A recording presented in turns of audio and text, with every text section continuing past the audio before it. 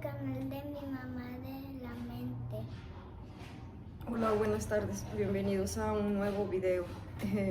Mi hija ya me ganó la presentación, le gustó salir en el video pasado y ya ahorita me dijo que quería que la presentara de nuevo.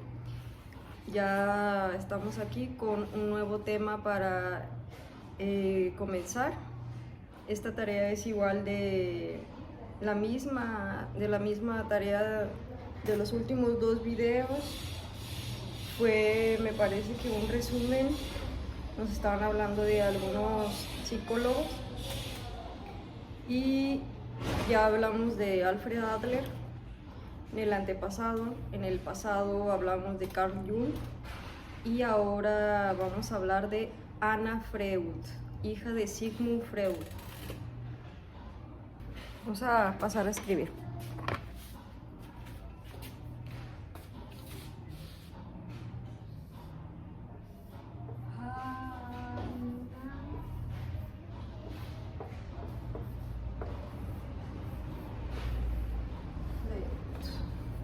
Hija menor de Sigmund Freud. ¿Sí se ve? Yo creo que sí. Para empezar, vamos con, dice, Anna Freud. Vamos a comenzar la lectura. Anna Freud, acerca de la psicología del yo. Anna Freud nace en 1895 en Viena, Austria, y muere en 1982 en Londres, Inglaterra. Bueno, no les di tanta introducción a este video, pero déjenme decirles, la verdad de Anna Freud no la tengo tan impregnada en mi mente como Carl Jung o Adler. Lamentablemente, como en esta disciplina, como en muchas, hay más figuras masculinas de relevancia, por así decirlo. En todas partes, obviamente también hay mujeres. En esta ocasión Anna Freud es una de ellas y pues como les digo es una hija de Sigmund Freud, de hecho es la menor. Y pues bueno, ya con esta introducción seguimos continuando. Dice, extensión del alcance del psicoanálisis, la psicología del yo. Las principales contribuciones de Anna Freud al psicoanálisis incluyen el desarrollo del psicoanálisis infantil, la psicología del yo y la teoría de los mecanismos de defensa. Vamos a escribir psicoanálisis infantil. Así como Freud, su padre, se dio al psicoanálisis, pero obviamente a personas adultas, Anna Freud, por el contrario, los conocimientos de su padre los amplió o los modificó o toda esa clase de cosas, se lo agarró como ejemplo para su trabajo para el psicoanálisis infantil. Anna Freud se dedicó al psicoanálisis infantil. Dice, fundó la clínica de terapia infantil Hampstead. Tras su muerte, la clínica Hampstead pasó a llamarse Centro Anna Freud en homenaje y su sede en Londres se convirtió en el Museo Freud, Museo Sigmund Freud. Adoptó las técnicas psicoanalíticas para niños y niñas y escribió obras influyentes como El yo y los mecanismos de defensa y Normalidad y patología en la infancia, sentando las bases para la psicología del desarrollo y la terapia infantil. Dice, acerca de la psicología del yo. Dice, amplió la teoría freudiana para incluir la capacidad del yo para tomar la iniciativa al afrontar el ambiente físico e interpersonal. Anna empezó sus exploraciones en su trabajo psicoterapéutico con niños. Hizo modificaciones graduales a la teoría del yo. Dice, fuentes personales, de no ser deseada a volverse indispensable. Bueno, antes de que los spoile, mejor leo. Freud, en octubre de 1895, le escribió a su amigo Wilhelm Fliess no tendrás objeción en que llame Wilhelm a mi siguiente hijo. En caso de que sea hija, se llamará Ana. Freud y Marta, su pareja, se enteraron de que se trataba de una niña. Con evidente desilusión y rechazo potencial, Freud anunció a Fleiss el nacimiento de su hija. Al final Freud se encariñó con todos sus hijos. Ana, la más joven y la última de sus hijos, se convirtió en la heredera intelectual de Freud. Freud tuvo 6 hijos. O sea, Freud quería un niño. Ya sí tuvo niños, tuvo hombres y mujeres, ahí son 6 hijos los que tuvo, pero yo creo el último, pues no sé, quería niño. Total que salió niña y a primera instancia pues era un poco rechazada, pero al final se convirtió pues como muy seguidora de su papá y pues obviamente ahí hubo más en la cercanía entre ellos dos. Dice, juventud, análisis del entrenamiento con Freud.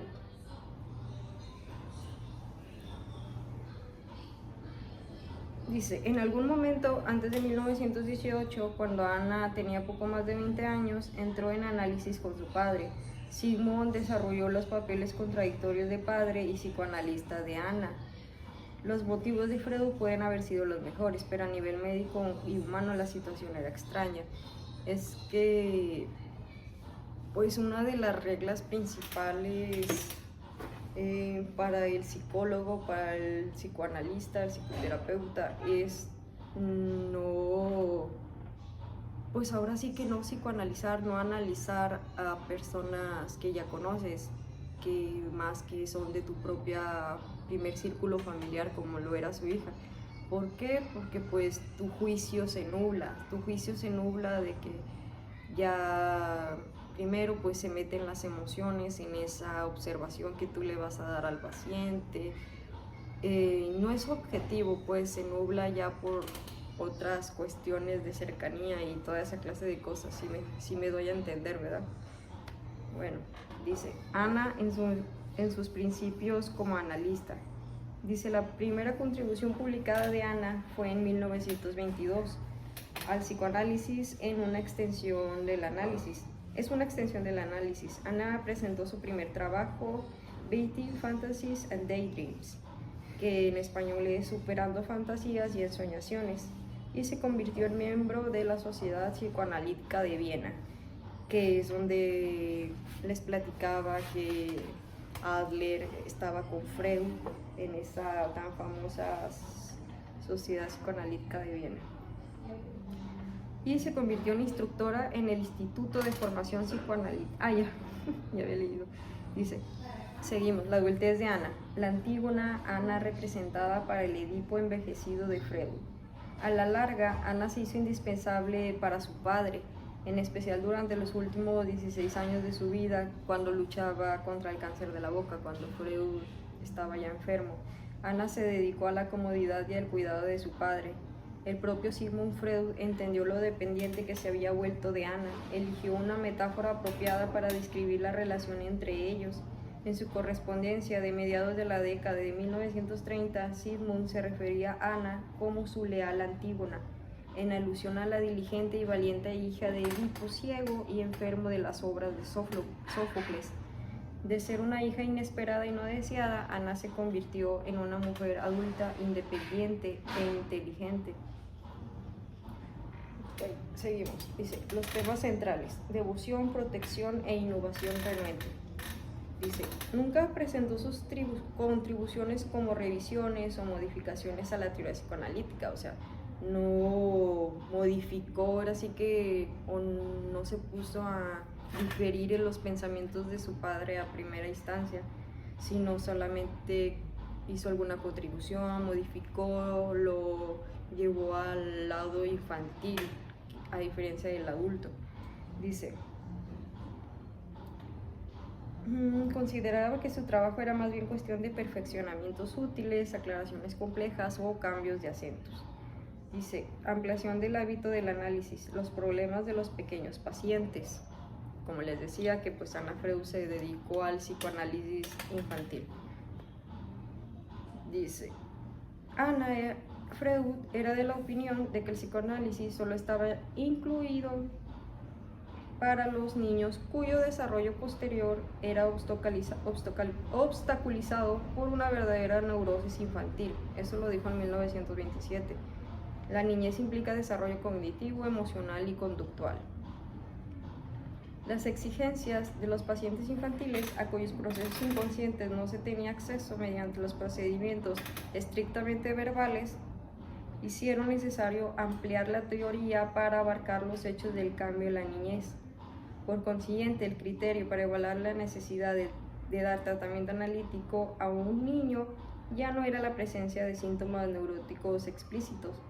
La amenaza de fijación en alguna fase del desarrollo se convirtió en un indicador suficiente que justificaba la intervención analítica. O sea, al principio Ana como que decía que el psicoanálisis infantil era pues para niños que se vieran pues con conductas más neuróticas, más observables. Y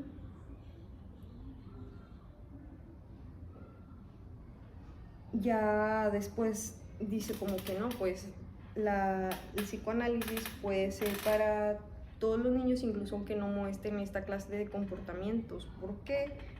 Porque recordó las fases del desarrollo de su padre, que de esto hablaremos en otro tema, pero pues son esas fases del desarrollo psicosexual para el buen desarrollo del niño. Entonces aquí ella es lo que dice la amenaza de fijación, o sea, que el niño se quede en una fase del desarrollo y que por lo tanto no llega a la maduración. De eso ya habíamos hablado, hemos estado hablando así en pequeños pedacitos, así como ahorita, y a eso se refiere, o sea, eso ya era un indicador suficiente para justificar la intervención analítica, de que el niño llevara un sano desarrollo desde pues que nace, desde la primera infancia, infancia intermedia, niñez y toda esa clase de cosas, toda esa clase de etapas. Dice, hacer al niño analizable la fase de preparación. Dice, Anna Freud creía que las ideas básicas del psicoanálisis, como la importancia de las experiencias tempranas y los conflictos inconscientes, se aplican a los niños, pero los métodos de terapia deben modificarse. Por ejemplo, sugirió que la verdadera terapia psicoanalítica se realiza una vez que el niño alcanza el periodo de latencia, alrededor de los 6 años y más. El periodo de latencia es una de estas fases del desarrollo que les estoy mencionando. Se las voy a mencionar ahorita de una vez para que pues ya las tengan contempladas y sepan a cuáles me refiero. De una vez para que las tengan ya en su mente, se las voy a decir así rápida. Está la etapa oral, que es hasta los 18 meses, o sea, mes y medio. Está la etapa anal, que es de los 18 meses a los 3 años. Está la etapa fálica, que es de los 3 años a los 6 años. La etapa de latencia, que es la que acabamos de mencionar, que es de los 6 años a la pubertad. Y la etapa genital, que es de la pubertad en adelante. Esas son las etapas psicosexuales del desarrollo.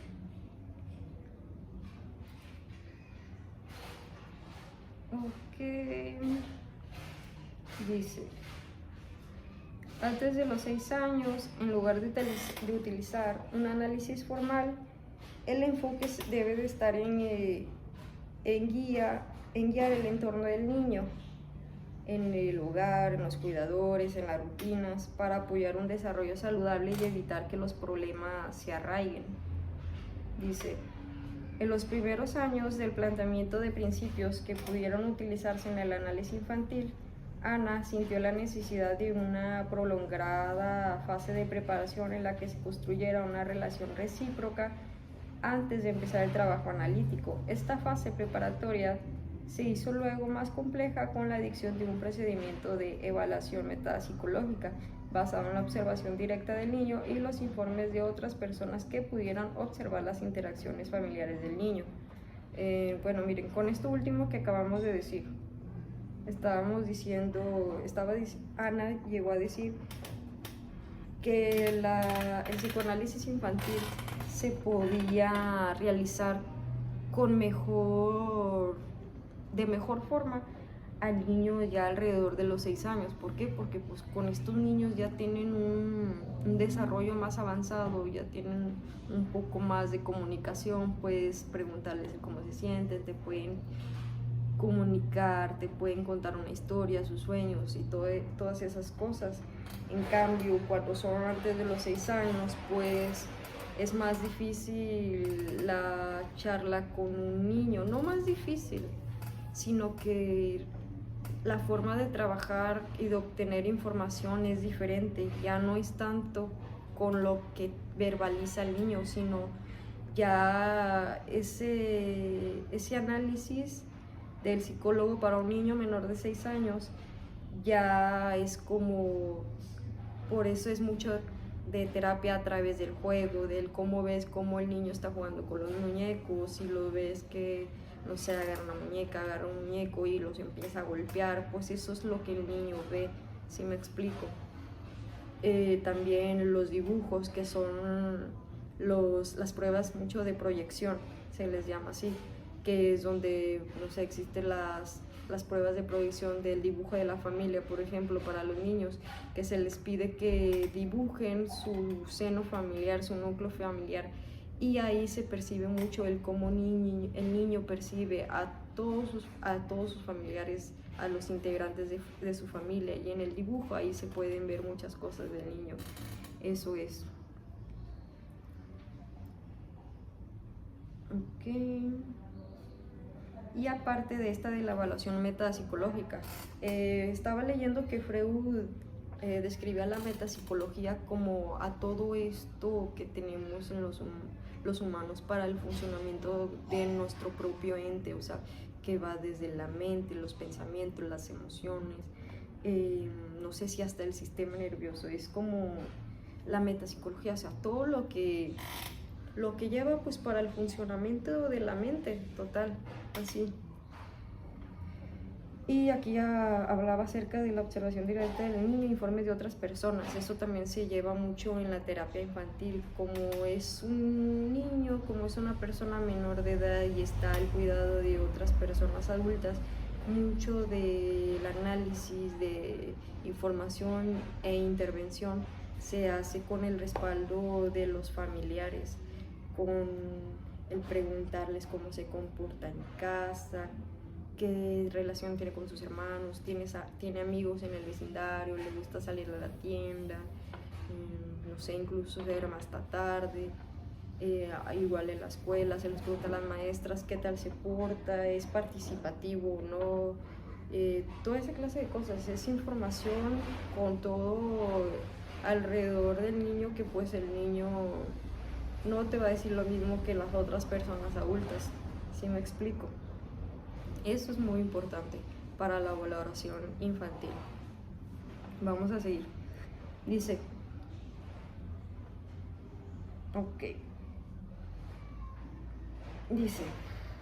captar el interés del niño en sí mismo, establecer la utilidad del analista. Dice, la fase de preparación es de larga duración y requiere mucha paciencia hasta que el niño se comprometa por fin con el proceso terapéutico. Eso es importante porque como son niños, muchas veces por su propia cuenta no están decidiendo ir al psicólogo y ni siquiera están llegando solos, los está llevando su papá. Entonces es muy importante en primera instancia el cómo los papás le comuniquen a sus niños que los van a llevar pues con un terapeuta. Siempre la verdad, yo siempre recomiendo la verdad, nada de que le van a decir que vamos a ir a comer helado y lo terminan llevando, no, esto solamente va a ser una reacción negativa y una sensación negativa para esto. Entonces mejor siempre con la verdad, siempre con el mejor apoyo del mundo, sin juicio, y apoyando a nuestro niño para que darle la seguridad de que lo estamos llevando a un lugar donde de igual forma lo van a cuidar y lo van a querer como nosotros, que lo estamos haciendo por eso, porque lo queremos y queremos que esté bien. No lo vamos a llevar a un lugar haciéndole sentir que queremos que le saque la sopa, que eso yo creo ocurriría mucho en la adolescencia, que pues más se revelan con una figura de autoridad. En cambio, ahí puede servir un poco más en la etapa del niño, que el niño sí ocupa una figura de autoridad, un yo ideal, el niño busca ejemplos, entonces ahí se puede prestar un poco más esa situación. Siempre destaco la importancia de los papás y los familiares. La verdad, la terapia infantil es un reto muy importante. Dice, establecimiento del poder analista y la vulnerabilidad del niño. La etapa del desarrollo preparatorio tuvo sus orígenes en otra hábil maniobra diseñada para incrementar el creciente aprecio del niño por su analista. En resumen, durante la fase preparatoria, el analista se esfuerza mucho para establecer una fuerte relación de transferencia positiva. Aquí hay bastantes términos de psicoanálisis que igual se los voy a mencionar, pues. Es que aquí está la fuerte relación de transferencia positiva. La transferencia positiva viene siendo de esa sensación del niño al terapeuta, o sea, que está positivamente, está de acuerdo, no está pues negativo. En esa relación de paciente y terapeuta, como les decía, transferencia es la sensación que tiene el paciente con el terapeuta, pero también tiene un nombre a esa sensación que el terapeuta puede tener con el paciente, porque es igual, va para los dos lados, somos humanos y los dos sentimos.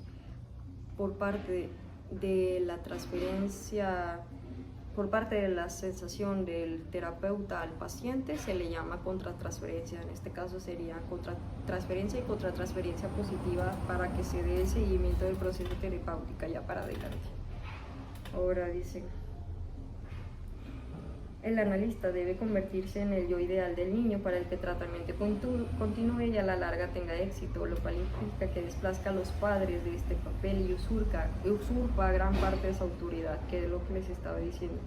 Dice, interpretación de la fantasía y de los sueños. Al inicio de su trabajo con niños, Ana utilizó los reportes verbales que hacían los pequeños pacientes de sus fantasías y sueños, los cuales se sometían a interpretación. Algunos niños eran alentados a realizar relatos surgidos de la fantasía. El analista y el niño paciente examinan los sueños de este último, quien con la práctica se acostumbra a buscar significados ocultos en sus propias producciones. Dice, mantenimiento e interpretación entre la relación del niño y el analista. Dice, a pesar de todos sus impulsos positivos y negativos hacia el analista, sigue mostrando sus reacciones normales en el lugar que las mostró antes, en casa. Debido a ello, el analista infantil no solo debe tener en cuenta lo que sucede frente a sus ojos, que era lo que ya les estaba diciendo, dice, sino que también debe redirigir su atención al área en que se encontrará las reacciones neuróticas, la familia del niño. Los analistas infantiles a menudo violan una regla del análisis adulto al confiar y buscar información sobre el paciente en fuentes externas. Pero pues es válido, ¿no? Al fin de cuentas es un niño menor de edad y estás al cuidado de tus padres. En México hasta los 18 años de edad eres mayor de edad y puedes tomar tus propias decisiones. Lo cual veo mal, yo creo que estaríamos hasta los 21, pero bueno, ese es otro tema. El delicado equilibrio entre la permisividad y la autoridad. El analista combina en su persona dos funciones difíciles y diametralmente opuestas. Tiene que analizar y educar, es decir, al mismo tiempo debe permitir, prohibir, soltar y atar. Anna Freud, 1927. Ok. Ni hemos escrito casi, ya ahorita ya vamos a seguir con lo siguiente que vamos a escribir. Pues la verdad hemos estado hablando solamente de, pues, el proceso terapéutico y unas que otras cosas, pero ahorita ya vamos a empezar. Creo, capaz y no. A ver, seguimos con el producto teórico. Nuevos significados para conceptos analíticos familiares. Dice, la alianza terapéutica, respeto y confianza. Dice, el primer producto teórico se originó con el hecho de que no era posible utilizar los métodos usuales de asociación libre, interpretación de los sueños y análisis de transferencia en análisis infantil, es que como que se repiten. O sea, no que se repite, pero hay cosas que vienen siendo del mismo tema, entonces pues se los vuelvo a comunicar, como aquí que está diciendo que pues no se puede utilizar los métodos usuales del psicoanálisis. Déjame escribírselos para ir escribiendo de una vez. ¿Cuáles son del psicoanálisis? Pues que, por ejemplo, está la asociación libre, que es lo que ya les había dicho, lo de las palabras, de poder relacionarla con otra para que la persona sepa pues lo que uno tiene en la mente, ¿verdad?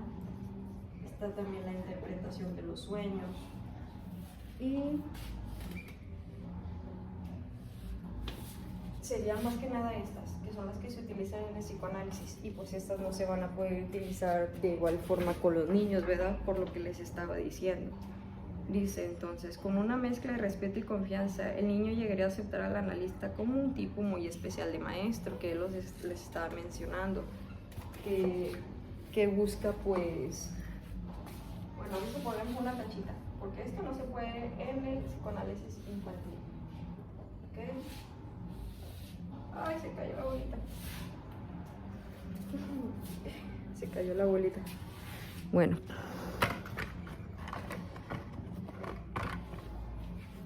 ¿Qué era lo que iba a escribir? Así, es que voy a resaltar la importancia del yo ideal para el psicoanálisis infantil. Dice, en concreto como un especialista en autoconocimiento y un aliado, que era como decía ahorita, que ya el niño ya se fijaría en tu figura de autoridad como terapeuta y podría desplazar un poco a las figuras de autoridad que son sus padres.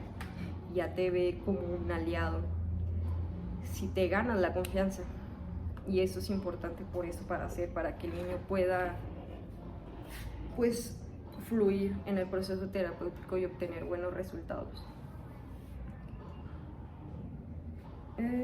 Dice, más allá del conflicto estructural. Ok, es que como que Anna Freud lo manejó en 3 productos para la alianza terapéutica. El yo ideal es el primero. Dice, segundo, más allá del conflicto estructural, vulnerabilidad del desarrollo. Dice, segundo, el crecimiento continuo hacia la madurez obliga al analista infantil a no concentrarse en los síntomas neuróticos manifiestos, sino en la meta distante del funcionamiento del desarrollo. Las áreas de preocupación más comunes eran las alteraciones del desarrollo, las amenazas a la maduración física y psicológica. Ok, que es el segundo, es como el crecimiento a la madurez, que pues viene siendo lo que hemos estado mencionando, ¿no? El cuidar el buen desarrollo que se dé del niño. Dice el tercero, la valoración metapsicológica. Los terapeutas también requieren un periodo considerable de evaluación para comprender los conflictos, las deficiencias y las fortalezas de cada niño. A la larga, dicho procedimiento de evaluación fue desarrollado y formalizado en lo que se denomina un perfil metapsicológico. Okay. Esto es igual para el procedimiento de la terapia con el niño. El perfil metapsicológico ya era lo que les estaba diciendo ahorita. Es como que toda la información que lleva para hacer el perfil de psicología del niño con toda la información, o sea, ya de si llegó a tener alguna, no sé, incluso hasta alguna situación médica, de salud, alguna operación, si ya había asistido con algún terapeuta, contribuciones de la familia, de los círculos sociales y toda esa clase de cosas. Vamos a seguir, dice. Los límites inexorables del análisis infantil, vidas inalterables. Ok, está el cuarto, dice. El cuarto producto teórico del trabajo de Ana fue su descubrimiento de que es posible llevar demasiado lejos la exploración terapéutica. Dichos análisis que se extienden al inicio mismo de la corta vida del niño pueden muy bien precipitarse en los hechos constitucionales o ambientales inalterables de la personalidad. Ok.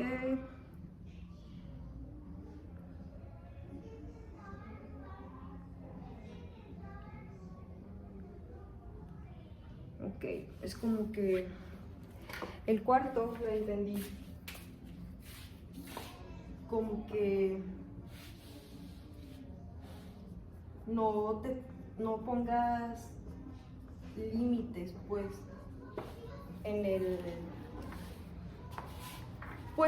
en la valoración o en el pensar en las posibilidades para el tratamiento con el niño. Dice, importancia de la realidad social contemporánea. El analista debe reconocer que a diferencia de los adultos, los niños dependen y reciben mayor influencia de su realidad actual. Ok. El quinto es como que, pues, habla de este arraigo o esta dependencia que todavía tienen los niños con el exterior. Incluso pues con sus papás o con todo. ¿Y por qué con el exterior? Porque ellos son niños y no se conocen a sí mismos. Entonces nada en su interior está trabajado todavía. Todo es en el exterior. Por lo tanto tienen dependencia al exterior. Sexto y último producto, dice, dominio de las tareas de la vida. Observación de la manera en que yo domina los problemas causados de la vida. Ok, pues sería tal como lo dices, el cómo se llevan a cabo las tareas. Voy a llevar así, dominio de las tareas, el cómo las lleva a cabo, las lleva feliz, lo disfruta o está triste y quejándose, llorando, necesita compañía, no puede solo, toda esa clase de cosas. Ok, les decía, ya vamos a empezar a escribir. Porque se vienen las líneas temporales del desarrollo de Anna Freud. Estas líneas temporales, dice Anna, utilizó el término líneas temporales del desarrollo para referirse a la secuencia del desarrollo de las interacciones entre el ello y el yo. Conforme avanzan por esas líneas, los niños dejan atrás en pesos graduales su dependencia de los controles externos, que es lo que les acabo de decir, y adquieren dominio del yo, de la realidad interna y externa. Estas líneas, que se basan en el trabajo psicoanalítico, muestran el progreso típico desde la infancia hasta la madurez, permitiendo identificar si un niño se encuentra en una fase de desarrollo saludable o si hay un posible estancamiento o regresión. Ok, las 6 líneas temporales. Esto sí lo quiero escribir. ¿Qué tal si voy a borrar esto? Que al cabo era lo que les estaba diciendo, que pues la asociación libre y la interpretación de los sueños pues es algo que no está en el análisis infantil, psicoanálisis infantil. Vamos a entonces escribir las 6 líneas temporales del desarrollo del niño. Vamos a poner un color rojo para que no se vaya a confundir con la de acá al lado. Dice, de la lactancia a la alimentación racional.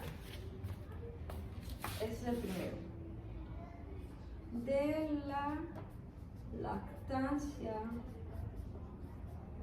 a la alimentación, y tal como se escucha ahí, es la primera, desde el inicio de que estamos comiendo. Dice, línea que describe cómo el niño desarrolla la capacidad de regular de modo activo y racional la ingestión de alimentos, simplemente eso. Dice, la segunda, de la incontinencia al control de esfínteres. De la incontinencia al control del esfínter. ¿Qué viene siendo esto? Pues cuando el niño, bueno, vamos a leer, dice, abarca el control, la modificación y transformación de las tendencias uretrales y anales, o sea, es cuando el niño ya, pues está aprendiendo a controlar sus ganas de ir al baño. Dice, de la irresponsabilidad hacia la responsabilidad. Esa es la tercera. De la responsabilidad hacia, o era al revés. Sí, era primero la irresponsabilidad a la responsabilidad. Pues sí, claramente es como de una nula conciencia a ir generando conciencia, por así decirlo. Pero se refiere a, dice, ok, que dice satisfacción de las necesidades físicas esenciales como la alimentación o evacuación. También se describe como esta compresión de causa y efecto, o sea, el niño está viendo que si camina y corre por ahí, está un escalón y no lo ve, se va a caer. Empieza a comprender esta situación de causa y efecto. Dice, desde el egocentrismo al compañerismo. Esa es la siguiente línea temporal. Desde el egocentrismo, se han escuchado hablar del egocentrismo, ¿verdad?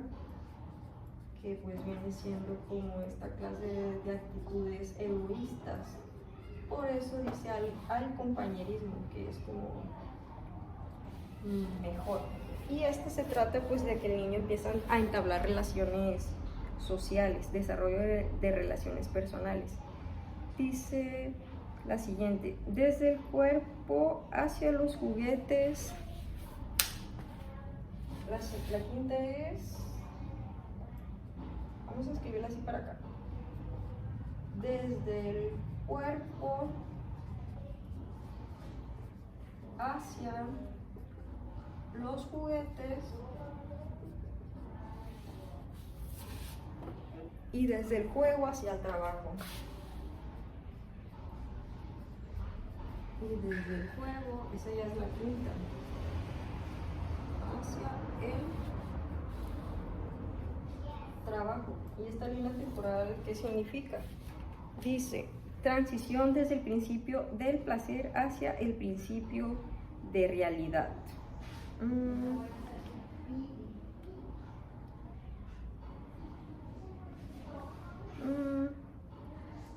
No viene mucha explicación, pero yo lo comprendo así, no sé cómo ustedes lo pueden interpretar. Pues simplemente como este crecimiento del niño, ¿no? Porque pues pone del cuerpo a los juguetes, pero del juego hacia el trabajo, es como tal el crecimiento. Y dice la sexta y última, y orinarse y ensuciarse al control de la vejiga y el intestino. Y orinarse y ensuciarse al control de la vejiga y la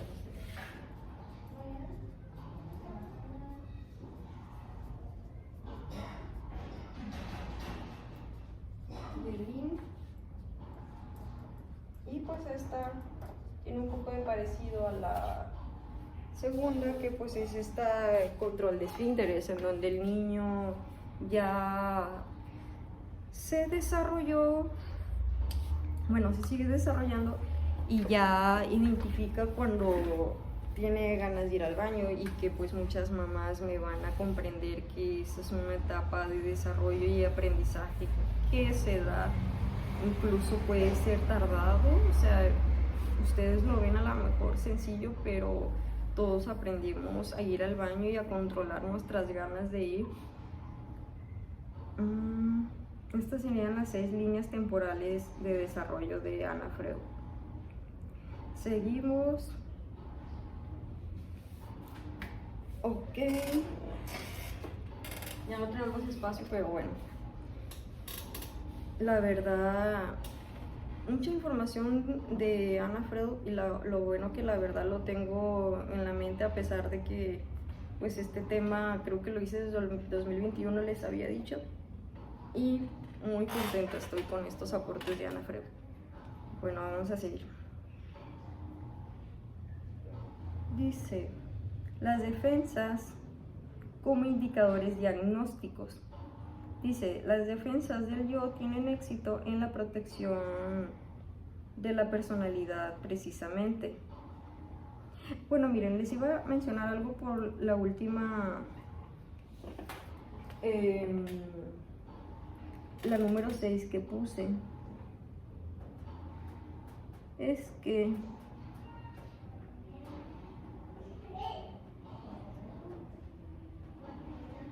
bueno, no para ya para no buscar y seguir continuando mejor, porque ya se alargó un poco el video. Vamos a seguir. Es que porque les estoy diciendo, por eso me está gustando este video, o sea, hay mucha información. Cada vez que leo, veo una palabra y se las quiero explicar. La verdad es psicoanálisis, Ana Freud, según Freud, mucho aporte a la psicología. Dice, en términos de Ana, las defensas del yo son silenciosas e invisibles. Ana, las defensas. ¿Han escuchado ustedes de eso, de los mecanismos de defensa? Vamos a escribir acá arriba.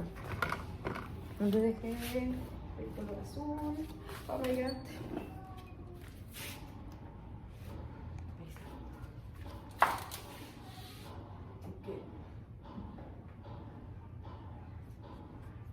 Aquí. Ya hablamos de la alianza terapéutica, que fue esto. Hablamos de las 6 líneas temporales del desarrollo, y ahora les voy a hablar de los mecanismos de defensa que Ana Freud habló de ellas en su psicoanálisis infantil. ¿Ustedes han escuchado hablar alguna vez del mecanismo de defensa? Bueno, si no han escuchado hablar, se los explico en pocas palabras. Este mecanismo de defensa es un proceso que tiene la mente. Como lo dice, defensa, la palabra defensa es como pues defenderse, ¿no? La mente, según Freud, usa mecanismos de defensa para cuidar al ego de situaciones pues que no queremos, incómodas, tristes, y que son las que terminamos reprimiendo, que eso es un mecanismo de defensa. Esos son los mecanismos de defensa,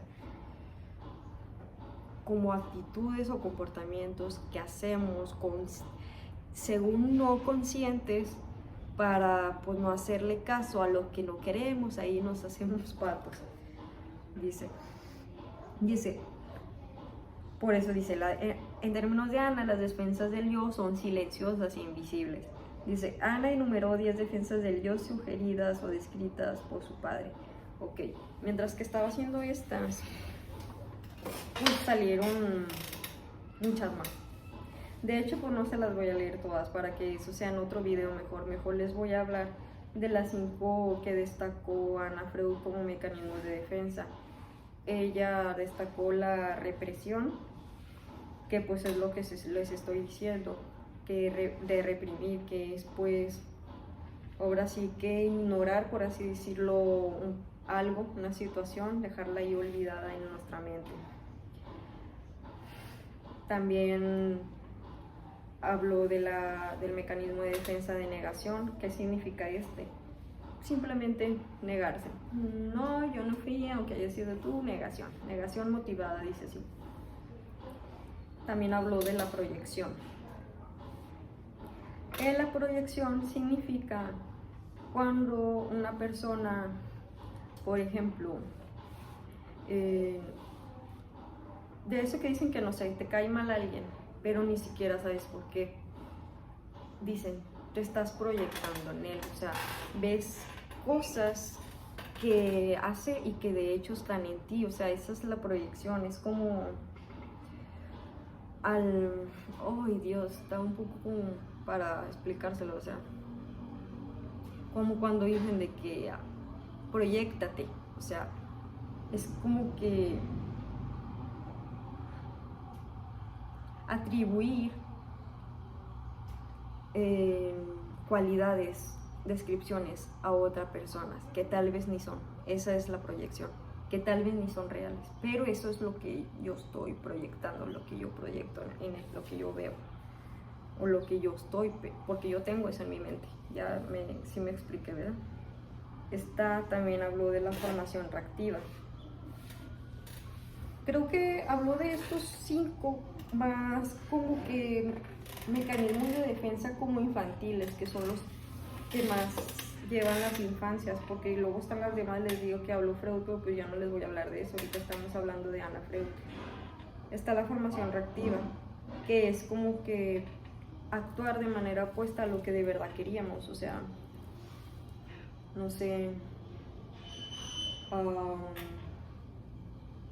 de que no, pues, por ejemplo, yo de que quería ir a un mandado y no me invitan.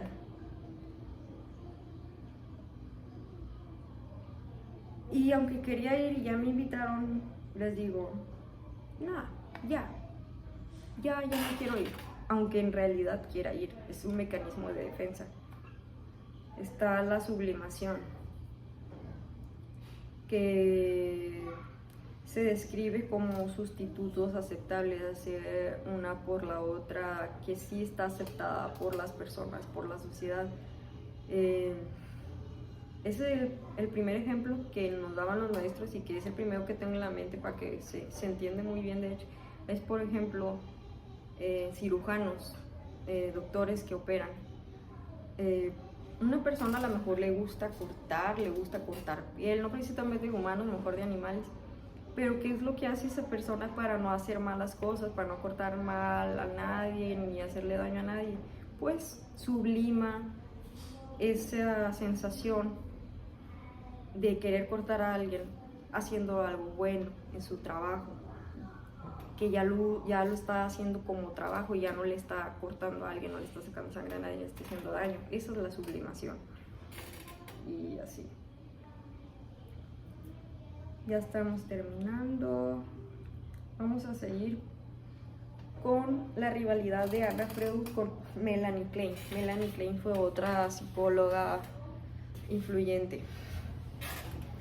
Así como Alfred Adler, Jung, pues no le gustaba lo que decía Freud, en algunas cosas diferían, pues también aquí hubo una clase de rivalidad. Pues son ideas que cada uno tiene, unos defienden sus ideas y otros las suyas. En este caso fue la rivalidad de Anna Freud con Melanie Klein. Dice, tales autoras tuvieron discusiones en el campo de psicoanálisis infantil. En primer lugar, discrepaban sobre la existencia de una genuina neurosis de transferencia a niños pequeños. Por su parte, Ana negaba esta posibilidad en relación a la fuerte conexión de los niños con sus padres, lo que dificultaba el desplazamiento de actitudes y de afectos al analista. En contraposición, Melanie Klein sostenía que, al igual que los adultos, los niños también desarrollan neurosis de transferencia durante el análisis, siendo esta crucial para acceder al mundo interno. Del mismo modo, existían discrepancias en torno al análisis precoz en niños. Ana cuestionaba la posibilidad de realizar un verdadero psicoanálisis en niños pequeños, abogando por fortalecer el infantil y ayudar al establecimiento de un superior armónico a través de acciones educativas o de apoyo. En cambio, Klein sostenía que la intensa fantasía inconsciente que se manifestaba desde el nacimiento debía ser abordada en el análisis a través del juego simbólico. Si bien los enfrentamientos teóricos entre estas dos autoras reflejan las diferentes perspectivas que tenían sobre el psicoanálisis infantil, ambas realizaron importantes contribuciones al campo y marcaron caminos distintos en la evolución del análisis en la infancia. Así se posicionaron entre las pocas mujeres psicoanalistas europeas influyentes de principios del siglo. Dice, una última palabra sobre Anna Freud. El carácter de las emociones de Ana fue triple. Dice, primero, trató de ampliar los límites del psicoanálisis clásico mediante consideraciones directas del funcionamiento del yo en la realidad social y sin abandonar los cimientos de la teoría psicoanalítica de las pulsiones. Segundo, sistematizó las ideas dispersas en el trabajo de su padre. En consecuencia, su atención a las defensas del yo, su adaptación del método psicoanalítico a la tarea terapia infantil y su esquema de clasificación metapsicológica se basa en planteamientos teóricos básicos. Tercero, para Ana, los niños y supuestamente también los adultos son activos, asertivos e imperiosos. No tienen que ser las víctimas permanentes de sus conflictos internos o de sus entornos abrumadores. Ya vamos a terminar. Ya casi una hora. El legado de Ana Freud. Dice, fue pionera en el trabajo psicoterapéutico con niños, por lo que puede acreditársele el inicio del trabajo en la psicoterapia infantil con bases psicoanalíticas. Su análisis metapsicológico fue ese precursor de los procedimientos de evaluación y diagnóstico de los psicólogos escolares y clínicos actuales. Al final de su vida, Ana amplió su trabajo para contribuir al sistema legal, en particular al área de derecho familiar, de modo que tuviese en cuenta las necesidades emocionales y de desarrollo de los niños que durante tanto tiempo habían sido ignorados. Es todo. Qué grandes aportes de Ana Freud. Me ha gustado mucho este video, se ha extendido y la verdad, el psicoanálisis, bueno, la terapia infantil llama mi atención, me gusta y más porque, como se los he estado diciendo en muchos de mis videos, la infancia es la etapa en la que se crean adultos mentalmente sanos.